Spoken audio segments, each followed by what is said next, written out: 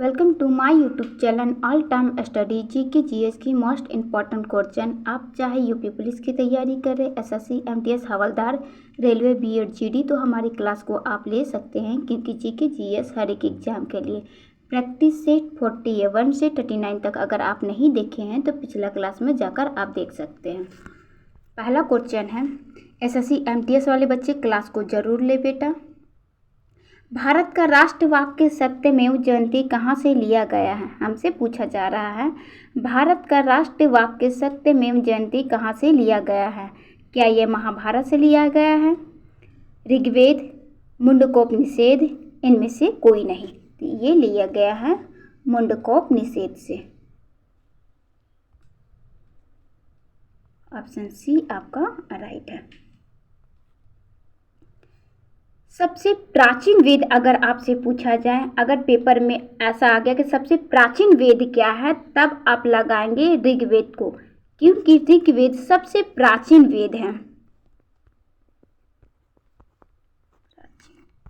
वेद इसलिए ये लिख दिए बेटा ताकि आप स्क्रीनशॉट लें तो आ जाए। सबसे प्राचीन वेद ऋग्वेद। ऋग्वेद से ही गायत्री मंत्र को लिया गया है। ऋग्वेद में 10 मंडल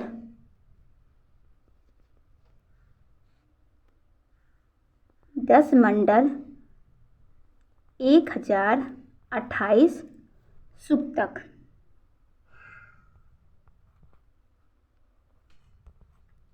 1028 सूक्तक हैं।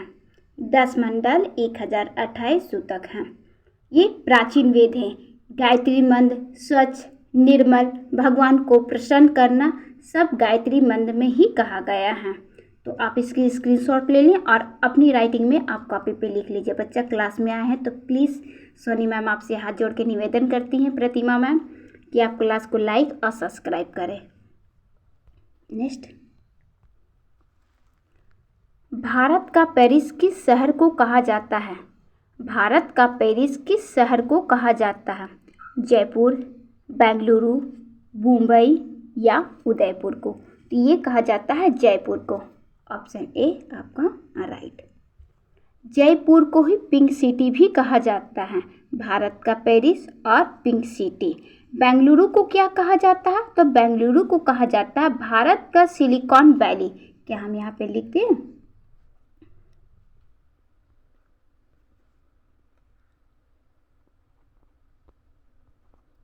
Silicon valley. भारत का सिलिकॉन वैली किसे कहा जाता है? तो ये कहा जाता है बेंगलुरु को। नेक्स्ट, इस तरह पे पढ़ेंगे बच्चा तो पेपर में कुछ भी आएगा तो आपसे नहीं छूटेगा। कोई गारंटी नहीं है कि पेपर में आपसे जयपुर के बारे में ही पूछ ले, बेंगलुरु के बारे में भी पूछा जा सकता है। भारत में सबसे अधिक कौन सी भाषा बोली जाती है? भारत में सबसे अधिक कौन सी भाषा बोली जाती है? तमिल, हिंदी, उर्दू या अंग्रेजी यानी कि इंग्लिश? तो भारत में सबसे अधिक हिंदी भाषा बोली जाती है। ये हमारा राज्य भाषा है। ऑप्शन बी आपका राइट है। 8वीं अनुसूची में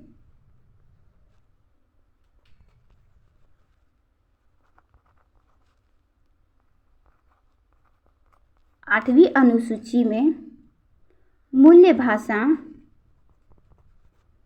14 था, बाद में और जोड़कर 22 किया गया।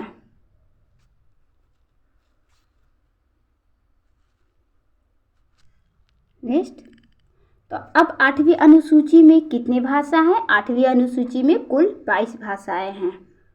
आप इसकी स्क्रीनशॉट ले लीजिए। नेक्स्ट, निम्नलिखित में से किसे आधुनिक युग का तुलसी कहते हैं? निम्नलिखित में से किसे आधुनिक युग का तुलसी कहते हैं? बच्चा आप ये सोचते हैं कि मैम 2 बार आप क्वेश्चन को क्यों पढ़ते हैं? 2 बार क्वेश्चन हम इसलिए पढ़ते बच्चा कि एक बार शायद आप ना सुन पाएँ या समझ ना पाएँ या आपके पास टाइम ना हो चारों ऑप्शन पढ़ने के लिए, क्योंकि हम जब भी क्लास लेते हैं तो आपको ये बोलते हैं कि चारों ऑप्शन में से एक ऑप्शन को आप चूज़ कर लीजिए, इनकी चूज़ करने अगर आप अभी सीख जाएंगे, हालांकि अभी गलत होगा कोई बड़ी बात नहीं है, पूरा का पूरा राइट होगा, हम ये भी नहीं करेंगे कि आपका पूरा का पूरा राइट हो, या होता है तो बहुत अच्छी बात है, तो अभी आप सुधार लेंगे, लेकिन पेपर हॉल में रहेंगे गलत हो जाएगा तो कैसे। तो इसलिए 4 ऑप्शन में से एक ऑप्शन आप चूज कर लिया कीजिए। तब तक हम 2 बार क्वेश्चन को पढ़ लेते हैं। निम्नलिखित में से किसे आधुनिक युग की तुलसी कहते हैं? कबीरदास, मैथिली शरण गुप्त, रामधारी सिंह दिनकर या जयशंकर प्रसाद। आधुनिक युग की तुलसी मैथिली शरण गुप्त को कहा जाता है। ऑप्शन बी आपका राइट है। और कबीरदास की बीजक है। बीजक 3 पार्ट में डिवाइड है। 3 पार्ट में इनकी रचना डिवाइड है। तीनों को उठा के 3 भाग है, तीनों को उठा के किस में डाला गया है? बीजक में डाला गया है। 3 भाग कौन कौन सा है अब आपको हम यहाँ बता देते हैं। पहला भाग साखी, दूसरा शबद और तीसरा, पहले यहाँ पे हम इस रेस कर दे क्या? ये तो आपका बी राइट है। यहाँ पे इनका हम 3 भाग करते हैं। पहला साखी, दूसरा शबद,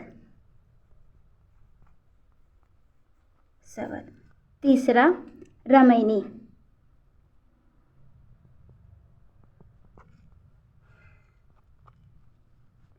साखी, शबद, रामायणी। अब ये तीनों को उठा के किस में रखा गया है?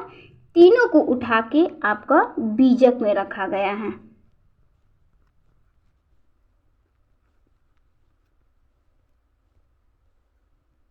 तीनों को उठा के किस में रखा गया है? बीजक में रखा गया है। साखी, शबद, रामायणी किसका है?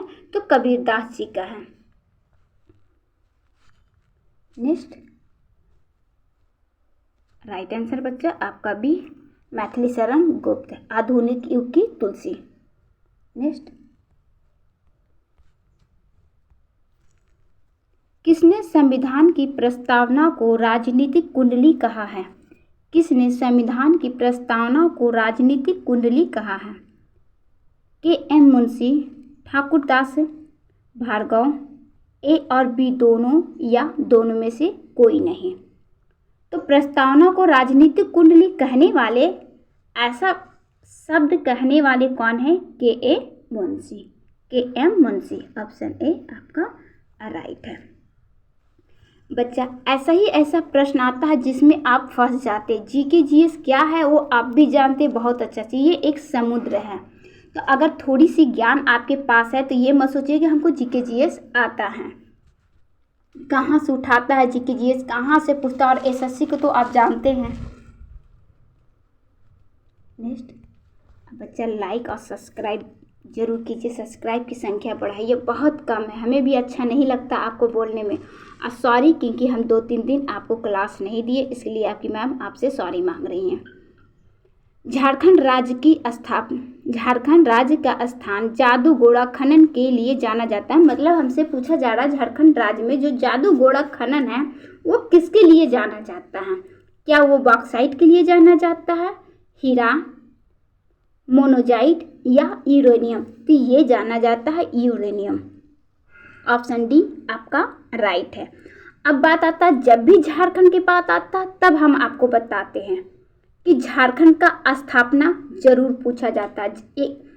आप कुछ नहीं याद कीजिए, सन 2000 और नवंबर,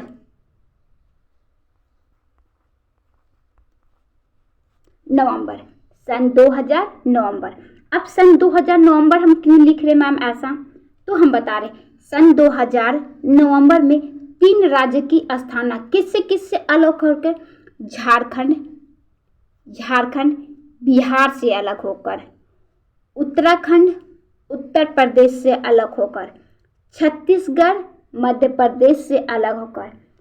1 नवंबर सन 2000 छत्तीसगढ़ राज्य का एक नया राज्य बना, किससे? मध्य प्रदेश से अलग होकर। 9 नवंबर उत्तराखंड किससे? उत्तर प्रदेश से अलग होकर एक नया राज्य बना। उसके बाद 15 नवंबर को 15 नवंबर सन 2000 को झारखंड राज्य बना, किससे अलग होकर? ये बिहार से अलग होकर। तो बच्चा इस तरह पढ़िए, एक साथ तीन तीन आपका याद हो गया। सिर्फ अगर आप नवंबर और 2000 याद रख लेते तो तीनों राज्य 1 तारीख, 9 तारीख और 15 तारीख। 1 तारीख को छत्तीसगढ़, 9 तारीख को उत्तराखंड और 15 तारीख को झारखंड, ये बिहार से अलग होकर। और आपका ऑप्शन डी राइट है। जादूगोरा यूरेनियम के लिए जाना जाता है, ये फेमस है, वहाँ की खदान है। नेक्स्ट बच्चा, क्लास में आपको कुछ भी कभी लगता है तो प्लीज़ आप हमें कमेंट बॉक्स में बताइए। निम्नलिखित में से किसे भूरा कोयला कहा जाता है? निम्नलिखित में से किसे भूरा कोयला कहा जाता है? बिटुमिन्स, एंथ्रासाइट, लिग्नाइट, इनमें से कोई नहीं। तो लिग्नाइट को भूरा कोयला कहा जाता है। ये थोड़ा सा यहाँ पे मिस्टेक है, लिग्नाइट को भूरा कोयला कहा जाता है। ऑप्शन सी आपका राइट है। और सबसे बेस्ट कोयला एंथ्रासाइट सबसे बेस्ट कोयला है आपका, क्योंकि कार्बन सबसे ज़्यादा इसमें एंथ्रासाइट में होता है। नेक्स्ट, भारत में संसदीय व्यवस्था किस देश से ली गई है? भारत में संसदीय व्यवस्था किस देश से ली गई है? अमेरिका, रूस, कनाडा या ब्रिटेन? तो हम लोग संसदीय व्यवस्था ब्रिटेन से लिए हैं। कहाँ से लिए हैं? ब्रिटेन से लिए हैं। और मौलिक अधिकार और मौलिक कर्तव्य में बच्चा फंसे हुए रहते हैं। जब मौलिक अधिकार आता है तब आपका माइंड में मौलिक कर्तव्य चलता है, और जब मौलिक कर्तव्य आता है तब आपका माइंड में मौलिक अधिकार चलता है। इसलिए जब बच्चे कंफ्यूज होकर एक दूसरे में टिक कर देते हैं, लेकिन जब भी ऐसा प्रश्न आता है तो हम मौलिक अधिकार और मौलिक कर्तव्य दोनों को लेकर आते हैं। मौलिक अधिकार देखिए, हम आपको ट्रिक से भी याद करवाए थे कि अगर आ आता है, मौलिक तो आएगा ही दोनों में, अगर आ आता है तो आ से अमेरिका, आ से अधिकार। अमेरिका मौलिक अधिकार लिया गया है, मौलिक अधिकार थोड़ा सा यहाँ पे मिस्टेक है, देखिएगा। और रूस से मौलिक कर्तव्य, मौलिक कर्तव्य कहाँ से लिया गया है? रूस से लिया गया है। यहाँ अधिकार र मिटर गया है बेटा, इसे आप थोड़ा सा ऐसे कर लीजिएगा। मौलिक अधिकार अमेरिका से, मौलिक कर्तव्य कहाँ से लिया गया है? रूस से लिया गया है। और आयरलैंड से डीपीएसपी लिए हैं। नेक्स्ट, भारत के राष्ट्रगीत वंदे मातरम को गाने का सही समय क्या है? भारत के राष्ट्रगीत वंदे मातरम को गाने का सही समय क्या है? 40 सेकेंड, 50 सेकेंड, 52 सेकेंड या 65 सेकेंड? तो वंदे मातरम को गाने का सही समय 65 सेकेंड है। लेकिन कहीं कहीं बच्चा आपको बुक में ऐसा भी मिल सकता है 1 मिनट 9 सेकेंड। कितना? 1 मिनट 9 सेकेंड भी आपको मिल सकता है, तो वो भी आपका राइट है। और अगर आपको सेकेंड भी देता है कहीं पे तो 65 सेकेंड ही राइट होगा आपका। अब मैम 52 राष्ट्रगान गाने में जो जनगण मन हम गाते हैं राष्ट्रगान को गाने में 52 सेकेंड लगता है। कितने सेकेंड? 52 सेकेंड। किसके लिए? राष्ट्रगान के लिए। आप स्क्रीनशॉट ले लीजिए। राष्ट्रगान के लिए 52 सेकेंड और राष्ट्रगीत वंदे मातरम के लिए 65 सेकेंड। अब राइट है, चाहे तो आप स्क्रीनशॉट ले लीजिए। हो गया। निम्नलिखित में से किसे भारत का शेक्सपियर कहा जाता है? निम्नलिखित में से किसे भारत का शेक्सपियर कहा जाता है? कालिदास, मुंशी प्रेमचंद्र, तुलसीदास या कबीरदास? तो भारत का शेक्सपियर कालिदास को कहा जाता है। किसको कहा जाता है? कालिदास को। अब कालिदास को बहुत इम्पॉर्टेंट रचना है जो यूपी पुलिस, रेलवे, मतलब कुछ भी ऐसा नहीं है पेपर जिसमें छूटा हुआ है। हर पेपर में किसी न किसी शिफ्ट में आया हुआ अभिज्ञान शकुंतलम। क्या है इसका? अभिज्ञान शकुंतलम। यहाँ लिख दे। अभिज्ञान शाकुंतलम। अभिज्ञान शाकुंतलम किसका है? तो कालिदास जी का ही है। और शेक्सपियर के नाम से ये जानते हैं। अब मुंशी प्रेमचंद्र को तो आप जानते हैं, गोदान, गबन, कर्णभूमि, रंगभूमि, सेवा सदन, मंगलसूत्र, नशा, ये सब किसका है? मुंशी प्रेमचंद्र का है। मंगलसूत्र इनकी अपूर्व रचना है। नेक्स्ट, दुनिया की सबसे प्राचीन भाषा कौन सी है? दुनिया की सबसे प्राचीन भाषा कौन सी है? ब्राह्मी, संस्कृत, हिंदी या खरोष्टी? तो सबसे प्राचीन भाषा हिंदी है। हिंदी अनेक भाषाओं को जननी भी कहा जाता है। इनसे अनेक भाषाओं का उत्पन्न हुआ है, इससे संस्कृत से। हम यहाँ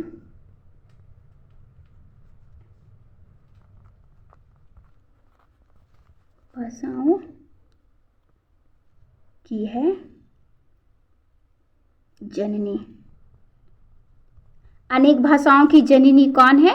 संस्कृत है। संस्कृत प्राचीन भाषा है। नेक्स्ट,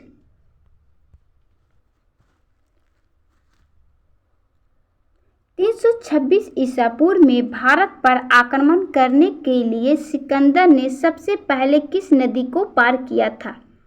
326 ईसा पूर्व में भारत पर आक्रमण करने के लिए सिकंदर ने सबसे पहले किस नदी को पार किया था? चेनाब, सतलुज, झेलम या सिंधु नदी? तो ये है सिंधु नदी। ऑप्शन डी आपका राइट है। कौन सी नदी? सिंधु नदी। नेक्स्ट, त्रिपिटक किसकी धार्मिक पुस्तक है? त्रिपिटक किसकी धार्मिक पुस्तक है? पारसी, जैन, बौद्ध या हिंदू? ये है बौद्ध धर्म का। अब बौद्ध धर्म का सबसे बड़ा टेम्पल कहाँ है? बोध गया, जो इनको ज्ञान की प्राप्ति हुई थी। कहाँ पे हुई थी? बोध गया में। बहुत अच्छा टेम्पल बच्चा, आप देख कर आइए, आपकी मैम देख कर आई हैं। बौद्ध धर्म के प्रमुख ग्रंथ हैं। क्या है? त्रिपिटक बौद्ध धर्म के प्रमुख ग्रंथ हैं। ये क्या है? एक ग्रंथ है त्रिपिटक, जिसमें भगवान बुद्ध को उपदेश संग्रहित है। किसका है? भगवान बुद्ध को उपदेश संग्रहित है। किसमें? त्रिपिटक में। त्रिपिटक किसका है? गौतम बुद्ध का। इनकी ज्ञान की प्राप्ति कहाँ हुई थी? तो बिहार में हुआ था। बिहार में कहाँ? तो गया में। तो क्लास अब समाप्त बच्चा। इतना ही क्वेश्चन रखे हैं।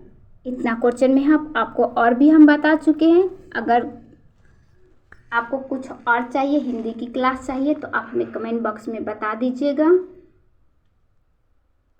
आपकी प्रतिमा मैम फिर मिलते हैं कल जीके जीएस की क्लास में।